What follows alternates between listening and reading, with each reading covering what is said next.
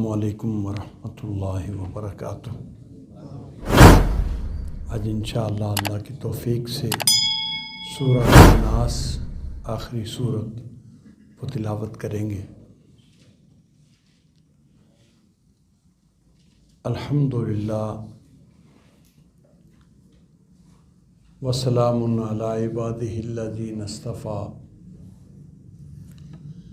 اشہد ان لا الہ الا اللہ وحدہ لا شریک لہ واشہد ان محمدا عبدہ ورسولہ۔ اللہم صلی علی محمد وعلی آل محمد وبارک وسلم۔ اعوذ باللہ من الشیطان الرجیم،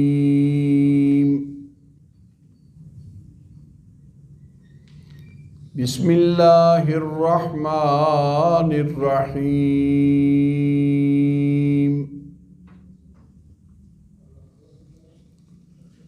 قل اعوذ برب الناس، ملک الناس،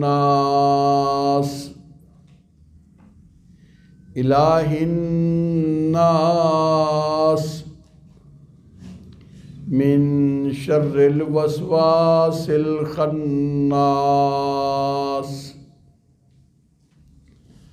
الذی یوسوس فی صدور الناس من الجنۃ والناس۔ صدق اللہ العظیم۔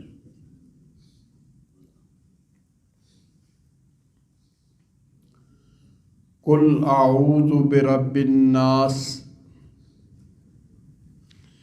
کہہ دیجئے اے محمد کریم صلی اللہ علیہ وسلم، میں پناہ حاصل کرتا ہوں انسانوں کے رب کے ساتھ، مالک الناس، لوگوں کے بادشاہ کے ساتھ، الہ الناس، لوگوں کے معبود سے، لوگوں کے معبود کے ساتھ، من شر الوسواس الخناس، وسوسے ڈالنے والے جو پلٹ پلٹ کے وسوسہ ڈالتے ہیں کی شر سے، الذی یوسوس فی صدور الناس، جو وسوسہ ڈالتے ہیں لوگوں کے سینوں میں، من الجنۃ والناس، لوگوں میں سے اور انسانوں میں سے۔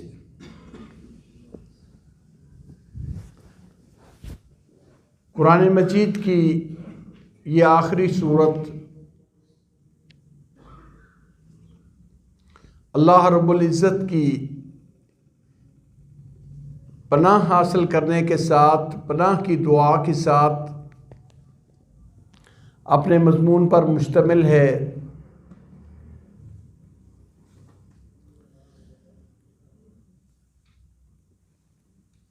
پچھلی سورۃ الفلق بھی یہی تھی، اسی طرح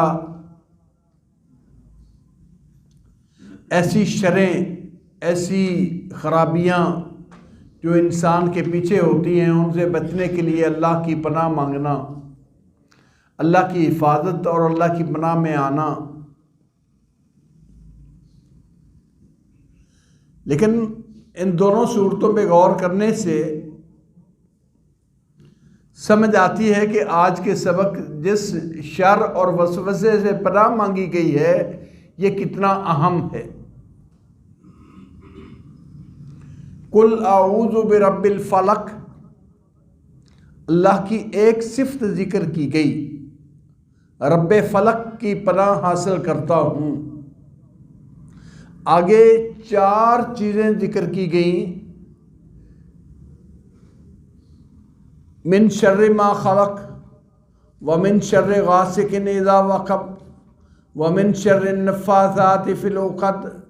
ومن شر حاسد اذا حسد۔ یہ 4 چیزیں جو انسان کے لیے نقصان دہ تھی، ان سے بچنے کے لیے یہ اللہ کی پناہ حاصل کی گئی، اور اس پناہ حاصل کرنے کے لیے رب تعالیٰ کی ایک صفت کا تذکرہ کیا گیا، رب فلق کی پناہ حاصل کرتا ہوں ان تمام بیماریوں سے، ان تمام تکلیفوں سے۔ جبکہ یہ موجودہ صورت آپ دیکھیں کہ اللہ رب العزت کے وصف 3 جمع ذکر کیے گئے ہیں، قل اعوذ برب الناس، ملک الناس، الہ الناس۔ لفظ رب، ملک بادشاہ، اور الہ الناس لوگوں کا معبود، 3 صفتیں ذکر کر کے اللہ سبحانہ و تعالیٰ کی ایک چیز کے ساتھ پناہ حاصل کی گئی ہے، ایک چیز کی شر سے پناہ مانگی گئی ہے، من شر الوسواس الخناس، ان وسوسوں سے جو خناس پلٹ پلٹ کے انسان کے دل میں آتے ہیں، خواہ وہ انسانوں کی طرف سے ہوں یا جنوں کی طرف سے ہوں۔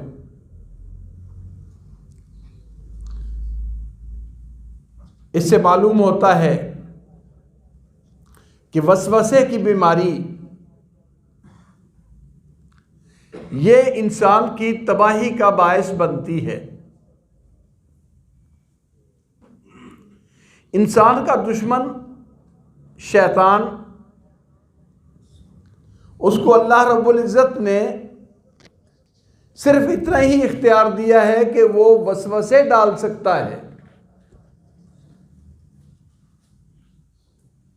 اس کے علاوہ اس کے پاس قدرت حاصل نہیں۔ اسی لیے قیامت کے دن وہ کہے گا کہ میرا کوئی تمہارے اوپر کوئی زور تھا؟ الا ان دعوتکم فاستجبتم لی،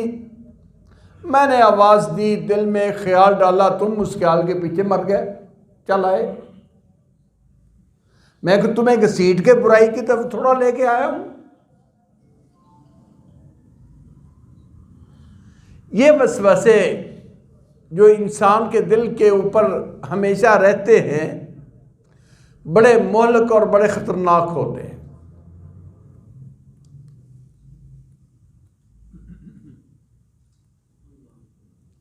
اللہ تعالیٰ اس سے ہر ایک کو پناہ دے۔ شیطان کی گمراہی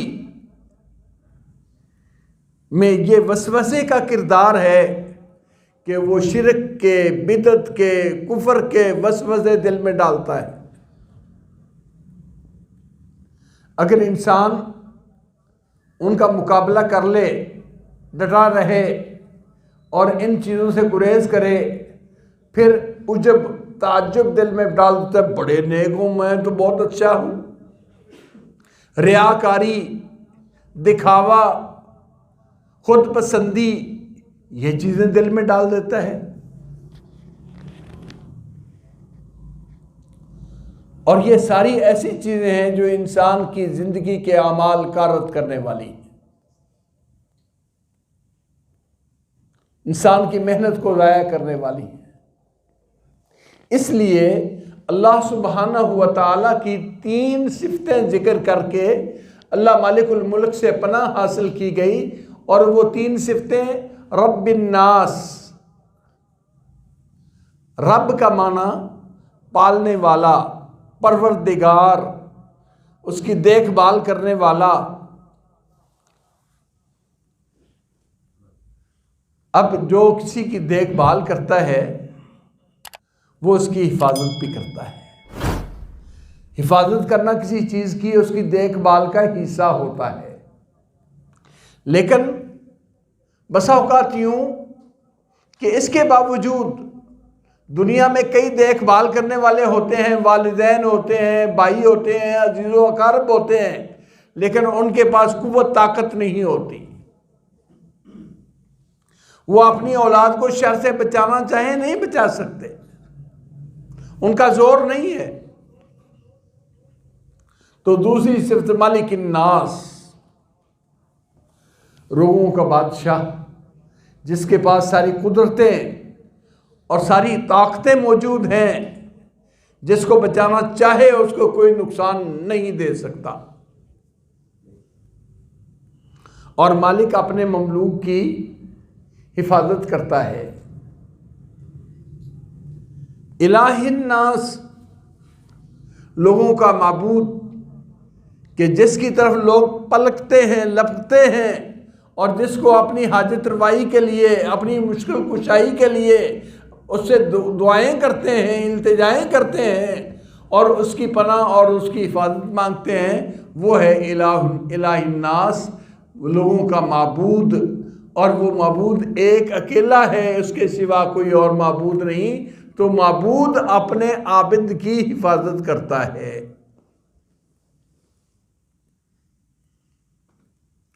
اس اعتبار سے یہ تینوں صفتیں اللہ رب العزت کی دعا کے لیے بہت عمدہ وسیلہ ہے۔ اللہ سے دعا کرتے ہوئے عاجزی، انکساری کرنے کا انداز ان صفات کے ساتھ بہت عمدہ ہے۔ ایک تو یہ اعتراف ہے کہ میرے پاس جو بھی نعمت ہے اللہ تیری نعمت ہے، اور تو ہی پالنے والا ہے، تو نہ پالے تو میرے رزق کا بندوبست، میری حفاظت کا بندوبست، میری ضرورتوں کو پوری کرنے والا تیرے سوا اور کوئی نہیں۔ اللہ کی تعریف ہے کہ اللہ رب العزت کے پاس ساری طاقتیں، قوتیں ہیں، جن قوتوں کا کوئی مقابلہ نہیں کر سکتا، اور وہ کسی کے سامنے جواب دہ نہیں، علی کل شیء قدیر ہے، مالک الناس ہے، لوگوں کا بھی اور ساری کائنات کا بھی مالک وہی ہے۔ الہ الناس، اپنی عبدیت کا اعتراف کہ میں اسی رب کی عبادت کرتا ہوں، اور عبادت کے حقدار بھی وہ ایک اکیلا ہے، اس کے علاوہ کوئی اور عبادت کے حقدار بھی نہیں۔ اس طریقے سے رب تعالیٰ سے دعائیں ہیں کہ یہ دعائیں مانگنے کے طریقے میں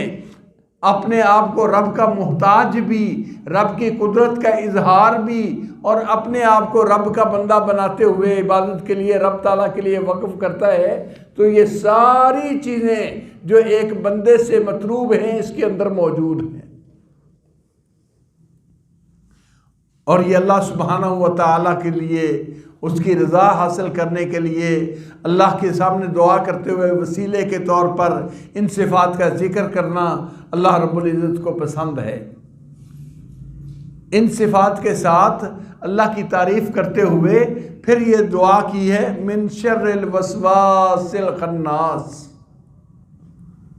نبی اکرم صلی اللہ علیہ وسلم نے فرمایا کہ ہر شخص، انسان نے اس کے دل کے اوپر پنجے گاڑے ہوئے ہیں۔ جب انسان غفلت کرتا ہے، اللہ کے ذکر سے غفلت کرتا ہے تو وہ وسوسے ڈالتا ہے، اور جب انسان اللہ کا ذکر کرتا ہے تو خانہ سا شیطان پیچھے ہٹ جاتا ہے، اور ایسا ظالم ہے کہ ذکر الہی کی تو برکت سے واپس پلٹتا ہے، لیکن جب کبھی بھی تھوڑا سا موقع مل جائے غفلت کا، دوبارہ پھر حملہ آور ہو جاتا ہے۔ اس کا اندازہ آپ یہاں سے لگائیں کہ نبی اکرم صلی اللہ علیہ وسلم نے فرمایا کہ جب اذان ہوتی ہے تو اذان کی آواز سن کر شیطان نکلتا ہے، اور جس طرح گدھے کی دبر سے ہوا نکلتی ہے، اس طرح کی گوز مارتے ہوئے اس اللہ کے نام سے دور بھاگتا ہے، اور جوں ہی اذان پوری ہوتی ہے پلٹ آتا ہے۔ پھر اقامت ہوتی ہے، تکبیر ہوتی ہے، تو پھر بھاگتا ہے، اور جوں ہی تکبیر ختم ہوتی ہے پھر پلٹ آتا ہے۔ حتیٰ کہ بسا اوقات نمازی کے دل میں ایسے ایسے وسوسے ڈالتا ہے کہ اس کو یہ پتہ نہیں رہتا کہ میں نے کتنی رکعتیں پڑھی۔ اس طرح خناس پلٹتا ہے، اور وسوسے ڈالنے کے لیے اللہ نے جو اسے اختیار دیا ہوا ہے، اس طرح آپ نے مثال دی کہ جس طرح انسان کے اندر خون گردش کرتا ہے، شیطان کی گردش انسان کے اندر اسی طرح ہے اور اسی طرح وسوسے کرتا ہے۔ ایسے ہوا آپ صلی اللہ علیہ وسلم ایک دفعہ اعتکاف بیٹھے،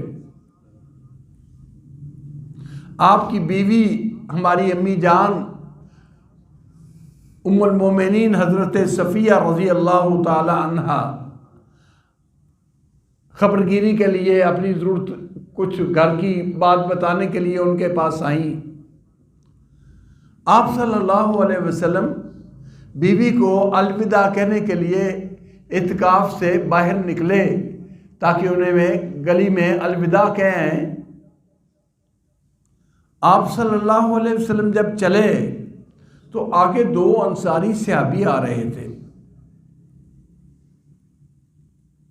جب ان صحابیوں نے دیکھا کہ نبی صلی اللہ علیہ وسلم آ رہے ہیں تو تیز قدم ہو گئے۔ آپ نے فرمایا الا مکانکما، یہیں ٹھہر جاؤ، یہیں ٹھہر جاؤ۔ رک گئے۔ آپ صلی اللہ علیہ وسلم پاس گئے تو فرمایا یہ میرے ساتھ میری بیوی حضرت صفیہ ہے، صفیہ بنت حیی ہے۔ وہ کہنے لگے سرکار کیسی بات، آپ کو یہ کہنے کی کیا ضرورت ہے؟ فرمایا ان الشیطان یجری من الانسان کمجری الدم، انسان اس طرح انسان کے اندر شیطان کی گردش ہے جس طرح خون کی گردش ہے۔ ہو سکتا ہے تمہارے ذہن میں یہ وسوسہ ڈالے، گمراہ کرے کہ نعوذ باللہ نبی تو اعتکاف بیٹھا ہوا ہے تو گلی میں کیا کرتا ہے، نعوذ باللہ۔ آپ نے ان کو یہ بتلایا کہ شیطان وسوسہ ڈالتا ہے اور میں اس وسوسے سے بچانے کے لیے تمہارے سامنے حقیقت کھولی ہے کہ یہ میرے ساتھ میری بیوی جا رہی ہے، انہیں میں اپنے گھر کی طرف الوداع کہنے کے لیے جا رہا ہوں تاکہ وسوسے نہ آئیں، خیالات نہ پیدا ہوں، ظن سوء نہ بن جائے کہ جی یہ کیا ہے۔ بس اتنی سی بات پر شیطان انسان کو گمراہ کر دیتا ہے۔ آپ صلی اللہ علیہ وسلم نے ایک اور موقع پر آپ نے فرمایا ہر انسان کے ساتھ شیطان ہوتا ہے، حتیٰ کہ صحابہ نے پوچھا یا رسول اللہ صلی اللہ علیہ وسلم آپ کے ساتھ بھی، آپ کے ساتھ بھی؟ فرمایا ہاں میرے ساتھ بھی ہے، لیکن اللہ نے میری اعانت کی ہے، میری مدد کی ہے، وہ میرا شیطان مجھے برائی کی طرف بہکا نہیں سکتا، گمراہ نہیں کر سکتا، وہ مجھے خیر کی ہی بات بتلائے گا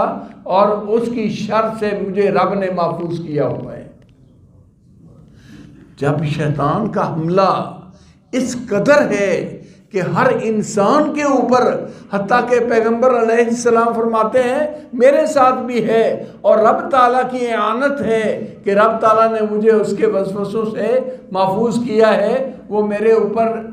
اپنی شر آزما نہیں سکتا،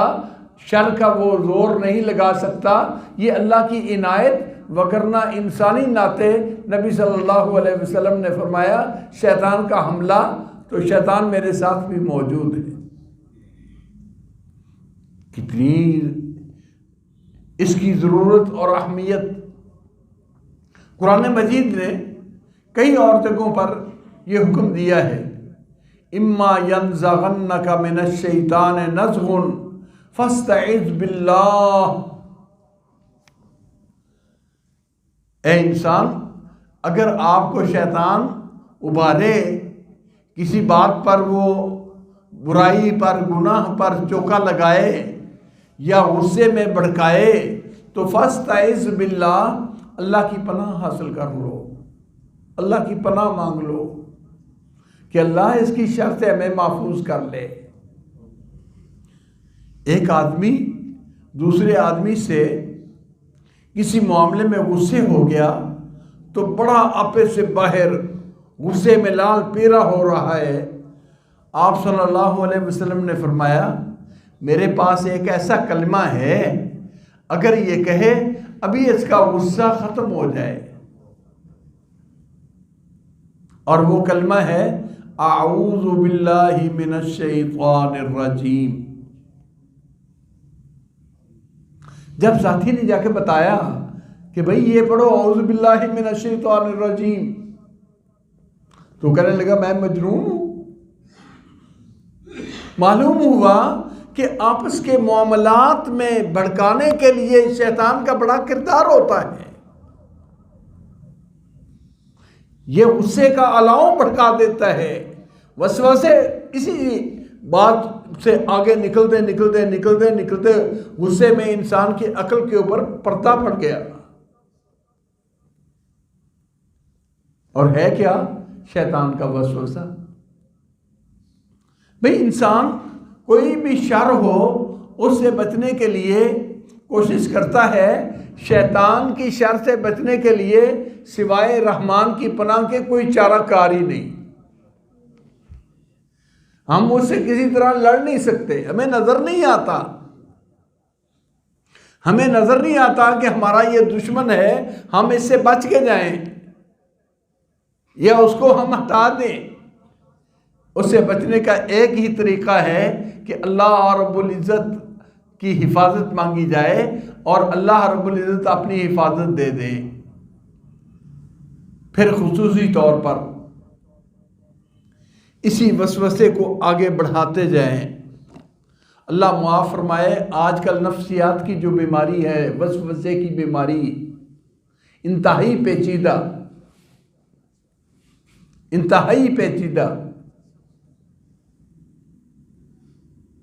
یہ وسوسوں کی بیماری ہے، اور اس کے لیے پناہ مانگنے کے لیے اللہ سے دعا کے بغیر چارہ کار نہیں۔ کہتے ہیں کہ سورہ فاتحہ سے شروع کر کے سورۃ الناس اور وسوسے ڈالنے والے کی شر سے پناہ مانگنے کے ساتھ بڑی مناسبت ہے، اس لیے کہ سورہ فاتحہ میں محض خیر تھی۔ اہدنا الصراط المستقیم صراط الذین انعمت علیہم غیر المغضوب علیہم ولا الضالین، یہ انسان کے لیے کامیابی کا فارمولہ ہے،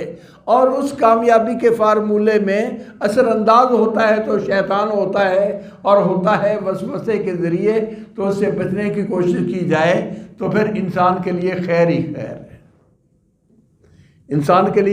خیر ہے۔ یاد رکھیے، بسا اوقات یہ اجنبی شکل میں وسوسے ہوتے ہیں، اور بسا اوقات انسان کے اپنے دل میں وسوسے ایسے انداز میں وسوسے پیدا کرتا ہے کہ انسان کو پتہ نہیں چلتا، انسان کا اپنا دل ہی وہ ہوتا ہے کہ گویا کہ میرے دل کی چاہت ہے۔ نبی اکرم صلی اللہ علیہ وسلم نے خطبوں میں اپنی گفتگو کرنے میں نعوذ باللہ من شرور انفسنا وسیئات اعمالنا، اللہ ہم تجھ سے پناہ مانگتے ہیں اپنے نفس کی شرارتوں سے، اور برے اعمال کی شر اور نحوست سے۔ تو یہ بہت بڑی خرابی، بہت بڑی تباہی جس کی بنیاد وسوسے سے ہوتی ہے، اللہ رب العزت کی متعدد صفات ذکر کر کے رب تعالیٰ سے یہ دعا مانگی گئی کہ رب قل اعوذ برب الناس ملک الناس الہ الناس من شر الوسواس الخناس، اس خناس یعنی پلٹ کر وسوسہ ڈالنے والے کی شر سے اللہ تیری پناہ چاہتا ہوں، تیری حفاظت چاہتا ہوں۔ الذی یوسوس فی صدور الناس، جو لوگوں کے دلوں میں وسوسے ڈالتا ہے۔ یہ اسی وسوسے کی تفصیل، من الجنۃ والناس، وہ وسوسے ڈالنے والا انسان کے روپ میں ہو، شیطان کے روپ میں ہو، جن کے روپ میں ہو، اس کے روپ بڑے ہیں۔ جنوں سے بھی انسانوں سے بھی اللہ ان کے وسوسوں سے مجھے پناہ دے۔ اور یہ وسوسے ہی سے شرک و بدعت پیدا ہوتا ہے، وسوسے ہی سے اللہ کے ساتھ شرک کیا جاتا ہے، وسوسے ہی سے بدعات کا ارتکاب ہے، اور وسوسے ہی سے عداوت کا ارتکاب ہوتا ہے، اور اسی وسوسے کی بنیاد پر انسان اپنے دوسرے بھائی سے عداوت رکھتا ہے۔ اللہ رب العزت اس کی شر سے ہمیں محفوظ رکھے۔ یہ صورت اس اعتبار سے دین دنیا کی حفاظت اور دین دنیا کی خیرات دلانے والی یہ صورتیں ہیں، جس طرح کہ پچھلی صورتوں کے ساتھ ملاتے ہوئے بات کہ یہ 3 صورتیں آخری یہ انسان کے لیے قلعہ ہیں، انسان کے لیے حصار ہیں، انسان کے لیے پہرے دار ہیں، انسان کے لیے حفاظت کا انمول یہ انتظام ہے، جس میں سورۃ الاخلاص، سورۃ الفلق اور سورۃ الناس کوئی صبح ایسی نہیں ہونی چاہیے، کوئی شام ایسی نہیں ہونی چاہیے جس میں ان کی تلاوت نہ ہو۔ اللہ توفیق دے، اور جو چیزیں اس میں بیان ہوئی ہیں اللہ ان کے مطابق ایمان بھی نصیب فرمائے اور ان شروں سے ہمیں محفوظ رکھے۔ وآخر دعوانا ان الحمد للہ رب العالمین۔ منزل پوری ہوئی، یقیناً بے شمار کوتاہیاں ہیں، حق کی تو ہم اس کا پورا نہیں کر سکے۔ جی ساتھی میں تھوڑے سے خدا انتظام کیتے ہیں چلو دعا دوبارہ ٹھیک۔ لیکن اللہ مالک الملک کی جہاں احسان اور اس کی شکر گزاری ہے، وہاں اپنی کوتاہیوں کے اعتراف کے ساتھ اس مالک الملک سے معافی کی درخواست ہے کہ ہم سے جو کوتاہی ہو گئی پڑھنے میں، سمجھنے میں، سمجھانے میں جو کوتاہیاں ہوئی ہیں، اللہ ہماری معاف فرما دے اور ہمارا شرح صدر کرے کہ اللہ رب العزت اس قرآن کے کنوز اور خزانے وہ ہمارے لیے اوپن کر دے، ہمیں سمجھ آ جائیں، ہمارا سینہ کھول دے، ہمارا دل منور کر دے۔ یا رب لک الحمد کما ینبغی لجلال وجہک وعظیم سلطانک، یا رب لک الحمد کما ینبغی لجلال وجہک وعظیم سلطانک، یا رب لک الحمد کما ینبغی لجلال وجہک وعظیم سلطانک۔ الحمدللہ حمدا کثیرا طیبا مبارکا فیہ مبارکا علیہ کما یحب ربنا ویرضا۔ اللہم لک الحمد ولک الشکر، اللہم لک الحمد ولک الشکر۔ رب اوزعنا ان نشکر نعمتک التی انعمت علینا وعلی والدینا واصلح لنا ووالدینا واصلح لنا فی ذریتنا انا تبنا الیک وانا من المسلمین۔ رب اوزعنا ان نشکر نعمتک التی انعمت علینا وعلی والدینا وان نعمل صالحا ترضاه واصلح لنا شاننا كله لا الہ الا انت یا حی یا قیوم برحمتک نستغیث۔ ربنا ظلمنا انفسنا وان لم تغفر لنا وترحمنا لنکونن من الخاسرین۔ اللہم رحمتک نرجو، اللہم رحمتک نرجو، فلا تکلنا الی انفسنا طرفۃ عین واصلح لنا شاننا كله لا الہ الا انت۔ یا رب العالمین، یا ارحم الراحمین، ہماری کوتاہیوں سے معافی فرما دے۔ یا اللہ اعتراف ہے تیرے سامنے، اعتراف ہے بڑی بے حد کوتاہیاں ہیں، اللہ تو معاف کرنے والا ہے، ہمیں معاف کر دے۔ یا رب العالمین، یا ارحم الراحمین، قرآن مجید کو ہمارے دلوں کا موسم بہار بنا دے، اللہ اس کے کنوز اور خزانوں کا علم عطا فرما دے، اللہ ہمارے علم میں اضافہ فرما، عمل کی توفیق عطا فرما، اخلاص کی توفیق سے مالا مال کر دے، ریا دکھاوے سے محفوظ کر لے۔ یا رب العالمین، یا رحم الراحمین، تیری کتاب کا جو حق تھا ادا نہیں کر سکے، اپنی رحمت سے جو ہو پایا ہے قبول فرما لے، اللہ جو ہو پایا ہے قبول فرما لے، جو کوتاہیاں ہیں اس سے درگزر فرما دے، اللہ اس سے درگزر فرما دے۔ یا رب العالمین، یا ارحم الراحمین، اس قرآن کی کلاس کے بڑے ساتھی ہمارے ساتھ تھے، حضرت صوفی احمدین صاحب، حاجی اقبال صاحب، حاجی خوشی محمد صاحب، اور اس وقت سے لے کے کتنے ہی ساتھی بڑی محبت سے اس قرآن پاک کی کلاس میں حاضر ہوتے تھے، اللہ آج وہ ہمارے ساتھ نہیں ہیں، اللہ تیرے پاس آ گئے، اللہ تو نے اپنے پاس بلا لیا، اللہ ان کی اچھی مہمانیاں فرما، اللہ ان کے گناہوں سے درگزر فرما، اللہ ان کو معاف فرما، اللہ ان کے درجات بلند فرما، اللہ ان کا یہ عمل صدقہ جاریہ ہے، اللہ اس کا ثواب اور اجر ان کو نصیب فرما۔ اللہ ہمارا بھائی عتیق اور دوسرے ساتھی جتنے بھی ہیں بہت محبت کرنے والے تھے، اللہ ہم تیرے بندے گناہ گار بندے،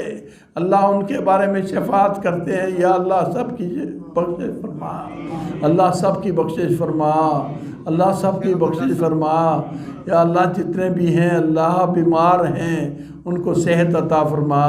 حاجی عبداللہ صاحب کو اللہ صحت ان کو جنت الفردوس عطا فرما، اللہ تو جانتا ہے تیرا بندہ بڑی محبت کرنے والا تھا، اللہ تیرے پاس آ گیا، اللہ اس کی اچھی مہمانیاں فرما، اللہ اس کار خیر کا اجر ثواب اس میں مالا مال اور وافر حصہ عطا فرما، یا رب العالمین یا رحم الراحمین۔ حاجی ریاست صاحب دوسرے دوست جتنے بھی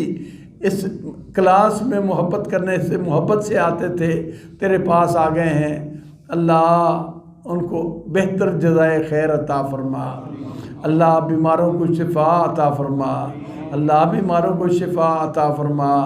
اللہ سینوں کی بیماریاں دل کی بیماریاں دور فرما، اللہ وسوسوں کی بیماریوں سے پناہ دے، اللہ حسد کی بیماریوں سے محفوظ رکھ، اللہ شر کی شرارت سے محفوظ رکھ، اللہ حاسدوں کے شر سے محفوظ رکھ، اللہ اپنی حفاظت عطا فرما، اپنی حفاظت عطا فرما، اللہ ہم گناہ گار بندے کمزور بندے تیری حفاظت کے بغیر چارہ کار نہیں، اللہ ہماری حفاظت اس طرح فرما دے جس طرح تو اپنے نیک بندوں کی حفاظت کرتا ہے، اللہم احفظنا بما تحفظ بہ عبادک الصالحین، یا رب العالمین یا ارحم الراحمین۔ جو ہم مانگ سکیں ہیں وہ بھی عطا فرما، اللہ ہماری ضرورتیں تو جانتا ہے، ہماری ضرورتوں کو پورا فرما دے، اللہ ہماری اولادوں کو نیک بنا دے، اولادوں کی حفاظت فرما دے، اللہ شر و فساد کا دور ہے، اللہ ہماری بھی ہماری اولادوں کی بھی حفاظت فرما، اللہ شر و فساد کا دور ہے، ہر طرف شر ہے، اللہ تیری رحمت کے بغیر چارہ کار نہیں، اپنی رحمت سے ہمارے معاملات صحیح فرما دے، اللہ ہر ایک کی رزق کی آسانیاں فرما، حلال اور وسیع رزق عطا فرما، رزق کی تنگیاں دور فرما دے، یا رب العالمین یا ارحم الراحمین۔ ہمارے سینے کھول دے اللہ، ہمارے سینے کھول دے اللہ، شرح صدر فرما دے اللہ، سینوں کو منور فرما دے، اللہم انا عبادک ابناء عبادک نواسینا بیدک ماضٍ فینا حکمک عدل فینا قضاؤک نسألک بکل اسم ہوا سمیت لک بہ نفسک او انزلتہ فی کتابک او علمتہ احدا من خلقک او استأثرت بہ فی علم الغیب عندک ان تجعل القرآن العظیم ربیع قلوبنا ونور صدورنا وجلاء همومنا وذهاب غمومنا، اللهم اغفر لنا ولإخواننا الذين سبقونا بالإيمان ولا تجعل في قلوبنا غلا للذين آمنوا ربنا إنك رؤوف رحيم،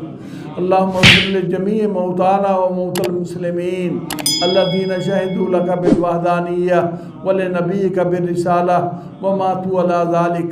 اللهم اغفر لهم وارحمهم، اللهم اغفر لهم وارحمهم وعافهم واعف عنهم واكرم نزلهم ووسع مدخلهم واغسلهم بالماء والثلج والبرد ونقهم من الذنوب والخطايا كما ينقى الثوب الابيض من الدنس، اللهم ادخلهم جنة الفردوس واعذهم من فتنة القبر وعذاب القبر، اللهم اعذهم من فتنة النار وعذاب النار، انت اهل الوفاء والحق فاغفر لهم وارحمهم انك انت الغفور الرحيم، ربنا اغفر لنا ولوالدينا ولاساتذتنا وجميع المسلمين والمسلمات برحمتك يا ارحم الراحمين، اللهم اذهب البأس رب الناس اللهم اذهب البأس رب الناس واشف انت الشافي لا شفاء الا شفاؤك شفاء لا يغادر سقما يا شافي الامراض اشفنا واشف مرضانا ومرضى المسلمين يا شافي الامراض اشفنا واشف مرضانا ومرضى المسلمين نسأل الله العظيم رب العرش العظيم ان يشفينا ويشفي مرضانا ومرضى المسلمين برحمتك يا ارحم الراحمين اللهم وفقنا لما تحب وترضى اللهم وفقنا لما تحب وترضى ربنا آتنا في الدنيا حسنة وفي الآخرة حسنة وقنا عذاب النار ربنا تقبل منا إنك أنت السميع العليم وتب علينا إنك أنت التواب الرحيم وصلى الله تعالى على خير خلقه محمد آله وصحابه وآل بيته وذريته أجمعين آمين برحمتك يا أرحم الراحمين.